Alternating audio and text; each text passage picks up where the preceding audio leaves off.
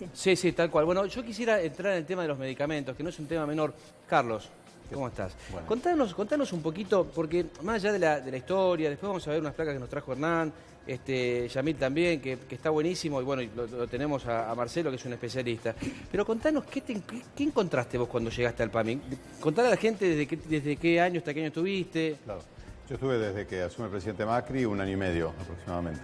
Sí. Lo que nosotros encontramos... Primero, el PAMI es una institución muy importante y es una de las grandes creaciones públicas que tiene nuestro país y es un ejemplo en toda América Latina y es una de las más importantes del mundo en cuanto al servicio para el cual está preparada a dar. El problema es que, como ocurre en muchos países también, los sistemas de salud como el PAMI son sometidos a una enorme crisis de corrupción, porque son realmente rapiñados por una cantidad de actores muy inescrupulosos que lucran con la salud. Es un fenómeno mundial. Yo he dado charlas en Oxford, en Harvard, explicando el tema del PAMI, porque ellos tienen el mismo problema con sus sistemas de seguridad social. Es decir, la salud se presta mucho a la corrupción y además a la especulación. El caso, estoy viendo acá una placa donde muestra el aumento de medicamentos y el aumento de la jubilación. Esto es un fenómeno que ocurre en todos los países desarrollados. En todos los países desarrollados, hace unos 30 años más o menos, los medicamentos vienen aumentando al doble que lo que aumentan los ingresos, incluso el índice general de precios de la población. Sí. Todo eso hace que lo que se pueda recaudar del PAMI siempre es insuficiente. Y además, otra cuestión muy importante, sistemas solidarios obligan a la priorización. O sea, usted cuando es solidario, primero tiene que atender lo más urgente, después lo menos urgente, primero lo que desestabiliza más a la persona, después lo que menos. La mala gestión hizo que no se hiciese esa prioridad. Entonces era lo mismo cubrir tintura para el pelo que medicamentos para el cáncer. Entonces eso genera una distorsión, porque cuando el recurso indudablemente es limitado, es decir, la cantidad de plata que hay para pagar todos los gastos de atención médica es hay que tener muchísimo cuidado con eso. ¿Pero qué encontraste vos puntualmente? O sea, cuando llegaste, vos llegaste al PAMI, te sentaste un día, dijiste, buen día, ¿quién es mi asistente? Yo, María. Bueno, María, tráeme un informe de esto. ¿Qué te encontraste? Te cuento las 4 cosas más, o 5 cosas más graves. Sí. Se hacían por lo menos 500 viajes diarios en ambulancias que no existían, que eran falsos. Eso era un quebranto de cientos de miles de pesos por año, por mes para el PAMI. Somos bravos los argentinos, qué bárbaro. Además de... todo en las ambulancias es un gran capítulo. Después se encontraron 2 clínicas que le facturaban 25 millones de pesos por año al PAMI que no existían. Por eso tenemos que controlarlo nosotros, que somos los jubilados. Se encontraron 2.500 personas difuntas que recibían exactamente insulina y tiras reactivas, además en dosis absolutamente absurdas desde el punto de vista clínico, desde hacía 4 años. O sea, era un sistema mafioso para robar al PAMI unos 1.000 millones de pesos por año.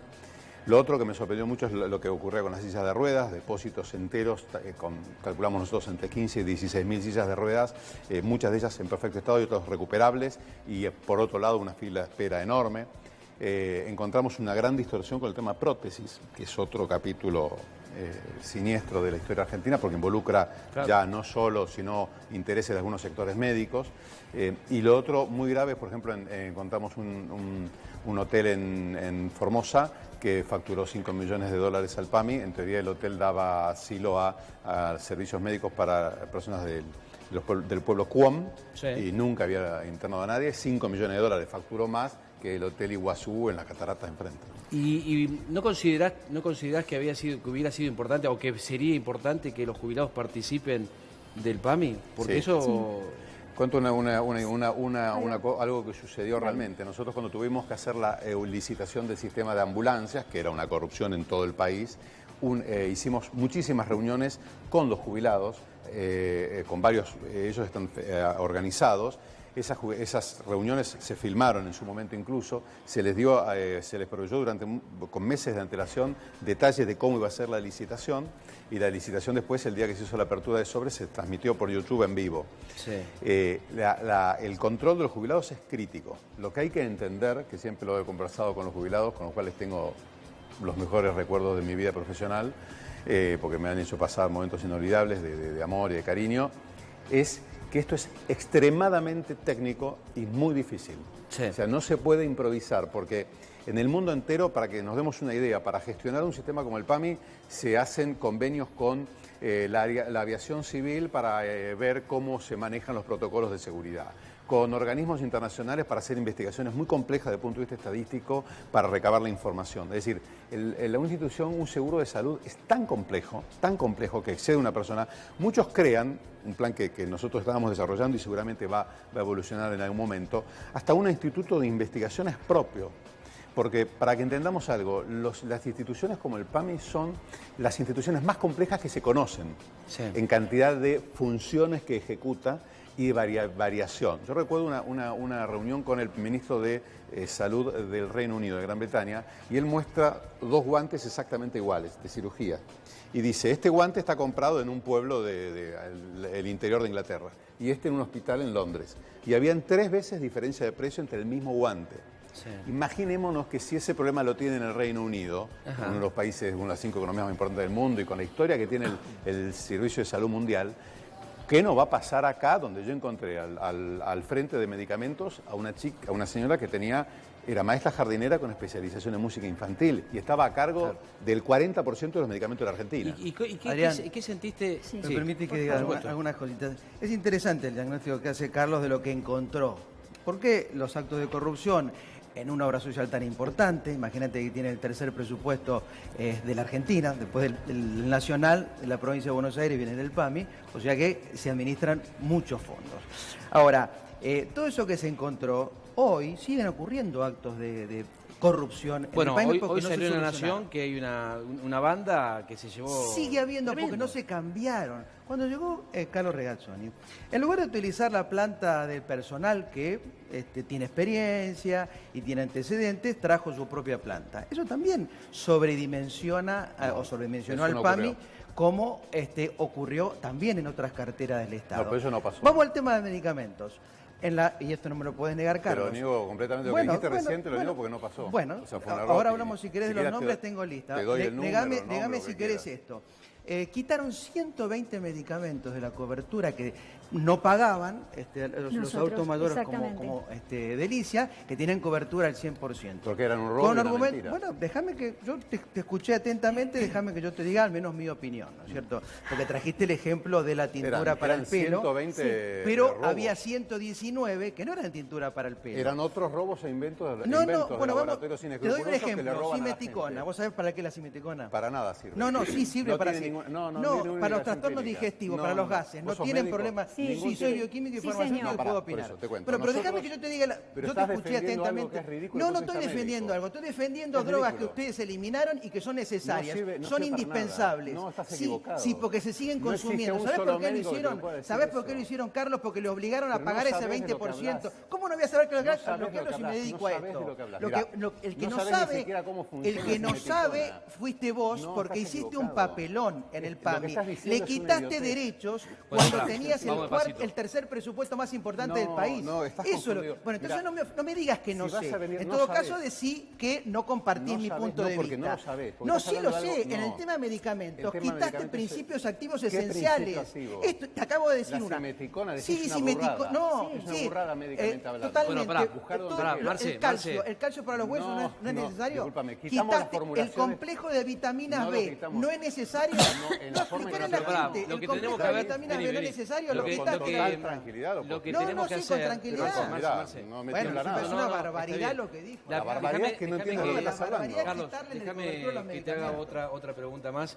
Cuando evidentemente cambió la forma de la cobertura, o sea, vos acá vienen jubilados permanentemente, que te dicen, che, tengo que pagar este remedio que antes no lo tenía que pagar. Sí. Yo, vos sos médico, ¿no? Sí. Bueno, seguramente yo soy abogado, ¿viste? Un abogado hablando de medicina es tan peligroso como un médico hablando de derecho. Pero la realidad, la pregunta que yo te hago es, uno cuando un médico le receta a alguien algo es porque lo necesita. Entonces... No siempre. Bueno, entonces ¿para qué se lo receta? Lamentablemente existe una motivación para que el médico recete. ¿Vos decís que los médicos reciben guita por recetar? Hay 2 razones. Bueno, hay 3 razones. ¿Se puede hacer eso? Hay 3 razones. Primero, en todo el mundo está demostrado que existe... Claro, lo que dice Marcelo está bien, ¿no? O sea, el médico que si el problema es el médico... No, porque el problema no es solo el médico, sino el medicamento. Hay un tipo de medicamentos, hay varias razones por las cuales los medicamentos que se pueden vender no tienen ninguna utilidad clínica.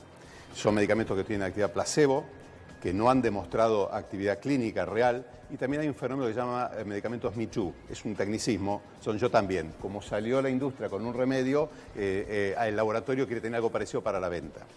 Además existe una complicidad de algunos malos médicos, pero que puede ser muy masiva otras veces por la ignorancia. En Estados Unidos es un experimento muy importante que se ha replicado en todo el mundo. La medicina invierte 1.000 pesos para formar a un médico en cómo recetar. La industria farmacéutica invierte 12 veces más para decirle cómo tiene que recetar. Y cuando se le toma examen a los médicos... Bueno, ¿cómo se llama? ¿Ginés? ¿Cómo se llama? García. Bueno, ese era el emblema del genérico que me parecía fantástico. Te cuento algo, porque todo el mundo... De hecho, nosotros la lista esa que se... Pero te voy a explicar por qué estás equivocado. La discusión es por qué le sacaste los derechos a los jubilados. No porque los médicos prescriben de más. En eso estamos de acuerdo. Bueno, pero pará. Vamos despacito. Contestémonos.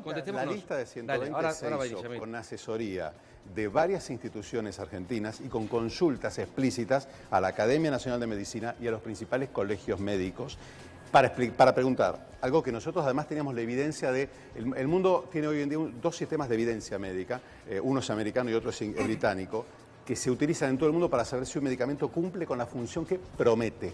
La simeticona es un caso. La simeticona promete, desde el laboratorio, el que la vende, que elimina los gases en la persona. Está demostrado por todos los estudios que se han hecho que no cumple esa función. Entonces, lo que debería ocurrir...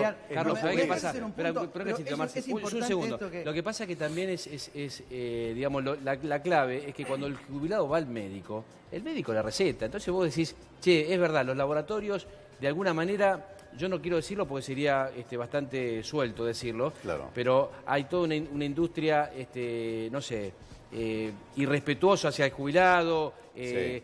Con búsquedas económicas, sí. Búsqueda de viajes, búsqueda de comisiones, sí. Lo que sea. Sí. Pero el jubilado se va con la receta diciendo que un médico, un doctor, sí. Le dijo, che, si tomás esto, te vas a sentir mejor. Cuando llega a la farmacia le dice, esto no está cubierto. Entonces, eso le genera una angustia...